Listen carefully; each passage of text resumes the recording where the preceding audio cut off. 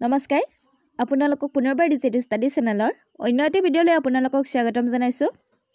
আজিৰ এই ভিডিঅ'টিত আপোনালোকৰ মাজলৈ কেইটামান সাধাৰণ জ্ঞানৰ অতি গুৰুত্বপূৰ্ণ কোৱেশ্যন এনসাৰ লৈ আহিছোঁ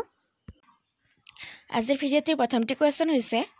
কোন চনত অসম ফুটবল সংস্থা প্ৰতিষ্ঠা হৈছিল কোন চনত অসম ফুটবল সংস্থা প্ৰতিষ্ঠা হৈছিল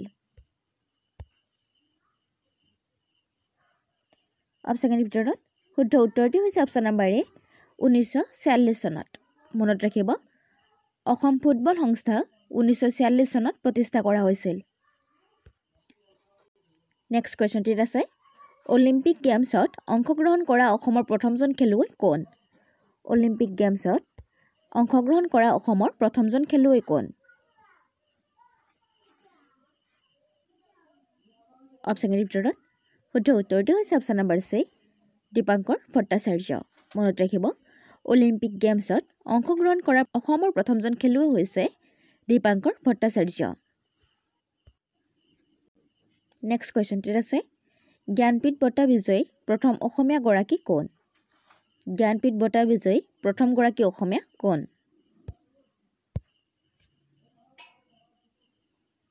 অপচনৰ ভিতৰত শুদ্ধ উত্তৰটি হৈছে অপচন নম্বৰ এ বীৰেন্দ্ৰ কুমাৰ ভট্টাচাৰ্য মনত ৰাখিব জ্ঞানপীঠ বঁটা বিজয়ী প্ৰথম গৰাকী অসমীয়া হৈছে বীৰেন্দ্ৰ কুমাৰ ভট্টাচাৰ্য নেক্সট কোৱেশ্যনটি আছে সাহিত্য অকাডেমি বঁটা লাভ কৰা প্ৰথম অসমীয়া ব্যক্তিগৰাকী কোন আছিল সাহিত্য অকাডেমি বঁটা লাভ কৰা প্ৰথম অসমীয়া ব্যক্তিগৰাকী কোন আছিল অপচনৰ ভিতৰত শুদ্ধ উত্তৰটি হৈছে option number D Jatindranath Duwara মনত ৰাখিব সাহিত্য অকাডেমি বঁটা লাভ কৰা প্ৰথমগৰাকী অসমীয়া হৈছে যতীন্দ্ৰনাথ দুৱৰা নেক্সট কোৱেশ্যনটিত আছে কোন অসমীয়া কবিক ধনী কবি বুলি জনা যায় কোন অসমীয়া কবিক ধনী কবি বুলি জনা যায়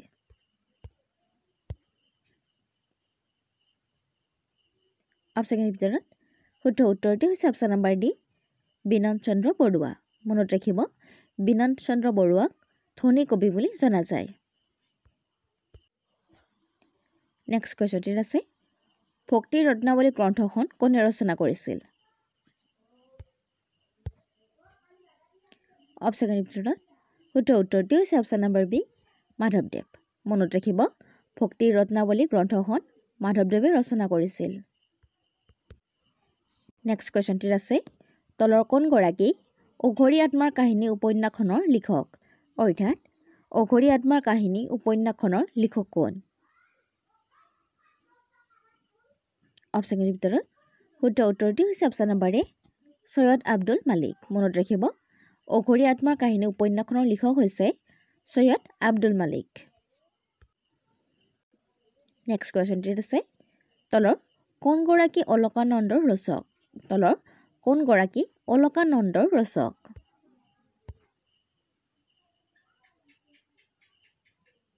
অপচনৰ ভিতৰত শুদ্ধ উত্তৰটি হৈছে অপচন নম্বৰ চি নলিনীৱালা দেৱী মনত ৰাখিব অলকানন্দৰ ৰচক হৈছে নলিনীৱালা দেৱী নেক্সট কুৱেশ্যনটিত আছে Assamese its formation and development গ্ৰন্থখনৰ লিখক কোন অপচনৰ ভিতৰত শুদ্ধ উত্তৰটি হৈছে option number A doctor Banikanta Kakati next কুৱেশ্যনটিত আছে A few remarks on Assamese language গ্ৰন্থখনৰ লিখক কোন A few remarks on Assamese language গ্ৰন্থখনৰ লিখক কোন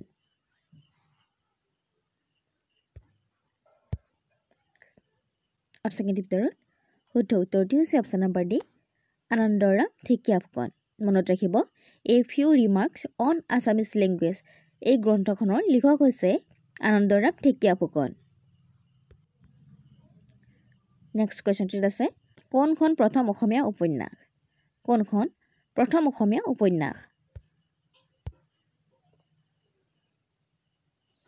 অপচনৰ ভিতৰত শুদ্ধ উত্তৰটি হৈছে অপচন নম্বৰ বি ভানুমতী মনত ৰাখিব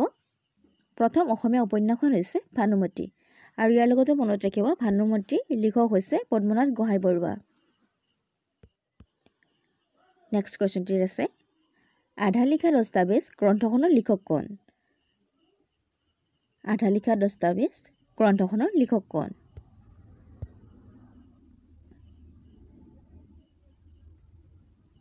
অপচনৰ ভিতৰত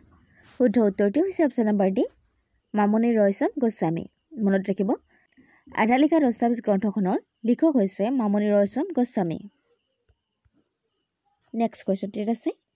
সুগন্ধি পখিলাৰ লিখক কোন সুগন্ধি পখিলাৰ লিখক কোন অপচনৰ ভিতৰত শুদ্ধ উত্তৰটো হৈছে অপচন নম্বৰ এ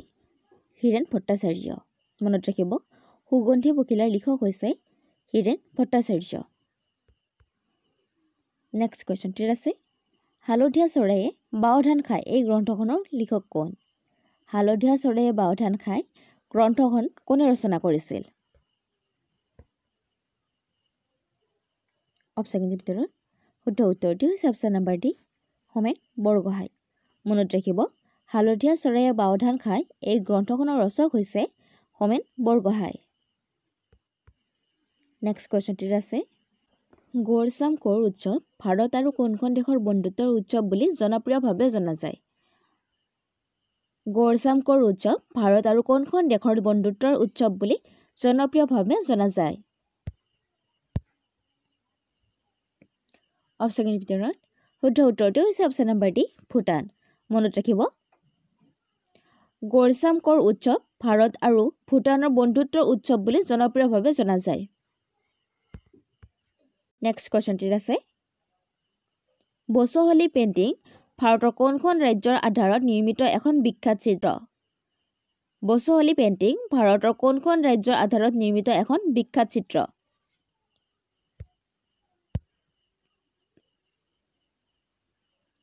অপচনৰ ভিতৰত শুদ্ধ উত্তৰটো হৈছে অপচন নম্বৰ এ জম্মু আৰু কাশ্মীৰৰ মনত ৰাখিব বসুহলি পেইণ্টিং ভাৰতৰ জম্মু আৰু কাশ্মীৰ ৰাজ্যৰ আধাৰত নিৰ্মিত কৰা এখন চিত্ৰ নেক্সট কোৱেশ্চনটিত আছে লাভলীনা বৰগোহাঁইয়ে 2021 চনত কোন খেলত মেজৰ ধ্যান চান্দ খেল ৰত্ন বঁটা লাভ কৰে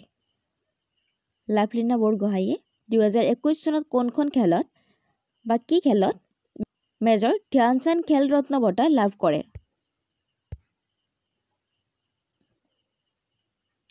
অপচনৰ ভিতৰত শুদ্ধ উত্তৰটো হৈছে অপচন নম্বৰ ডি বক্সিঙত মনত ৰাখিব 2021 চনত ধ্যান চান্দ খেল ৰত্ন বঁটা লাভলীনা বৰগোহাঁই বক্সিং খেলৰ বাবে লাভ কৰিছিল নেক্সট কোৱেশ্চনটিত আছে অসমৰ প্ৰথমখন ষ্টেডিয়াম কোন ঠাইত নিৰ্মাণ কৰা হৈছে অপচনৰ ভিতৰত শুদ্ধ উত্তৰটো হৈছে অপচন নম্বৰ ডি যোৰহাটত মনত ৰাখিব অসমৰ প্ৰথমখন ষ্টেডিয়াম যোৰহাটত নিৰ্মাণ কৰা হৈছিল নেক্সট কোৱেশ্চনটিত আছে বিহান মেলা কোনখন ৰাজ্যৰ কোনধ জনগোষ্ঠীয়ে পালন কৰা বাৰ্ষিক উৎসৱ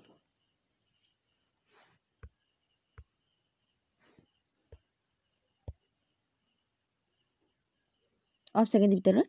শুদ্ধ উত্তৰটো হৈছে অপচন নম্বৰ চি উৰিষ্যাৰ নেক্সট কোৱেশ্চনটিত আছে সাগাদৱা কাৰ উৎসৱ অপচনৰ ভিতৰত শুদ্ধ উত্তৰটো হৈছে অপচন নম্বৰ বি ছিকিমৰ মনত ৰাখিব সাগাদৱা ছিকিমৰ উৎসৱ নেক্সট কোৱেশ্চনটিত আছে কোনখন দেশে সৰ্বাধিক বিশ্বকাপ ফুটবল খিতাপ দখল কৰিছে কোনখন দেশে সৰ্বাধিক বিশ্বকাপ ফুটবল খিতাপ দখল কৰিছে